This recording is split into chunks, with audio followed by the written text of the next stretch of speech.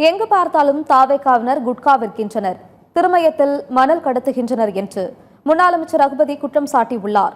புதுக்கோட்டை மாவட்டம் திருமயத்தில் சட்டமன்ற உறுப்பினர் அலுவலகத்தை திறந்து வைத்த பின்னர் செய்தியாளர்களை சந்தித்து பேசிய அவர், தாவேகாவினர் மீது நடவடிக்கை எடுக்கக்கூடாது என மேலிடத்தில் சொல்லப்பட்டுள்ளது. யார் அந்த மேலிடம் என்று கேள்வி எழுப்பினார். 13 ஆண்டுகள் ஆட்சியில் இல்லாமல் இருந்த தங்களால் இந்த 5 ஆண்டுகள் பொறுக்க முடியாதா என்றும் ரகுபதி தெரிவித்தார். அதிகாரிகள் என்ன சொல்றாங்க, எந்த நடவடிக்கையும் எடுக்கக்கூடாது என்று எங்களுக்கு மேலிடத்திலிருந்து வந்திருக்கிறது என்று சொல்லுகிறார்கள். அந்த மேலிடம் யார்? லஞ்சம் வாங்காத விஜய் சார் அவர்களே, அந்த மேலிடம் யார்?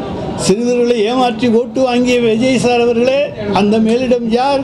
இன்றைக்கு உங்கள் ஆட்சியிலே தான் எல்லாம் நடக்குது. பெரம்பலூரில் எடுத்து போட்டிருக்காங்க. பார்த்தீங்கன்னா முந்தநாத்து தினகரன் பேப்பரில் பார்த்தீங்கன்னா ஒரு பெரிய கல்குவாரி, அது ஏலமிடப்படாத ஒரு கல்குவாரி, அதில் கிட்டத்தட்ட 20க்கும் மேற்பட்ட டிப்பர் லாரிகள் பல்வேறு படுக்கைகளிலே நின்று கல்களை ஏற்றிக்கொண்டு செல்லுகிற காட்சி அந்த பேப்பரில் வந்திருக்கு. நான் தனியாக சொல்லலை, அந்த பத்திரிகைகளிலே அந்த ஃபோட்டோ வந்திருக்கு. அதிகாரிகள்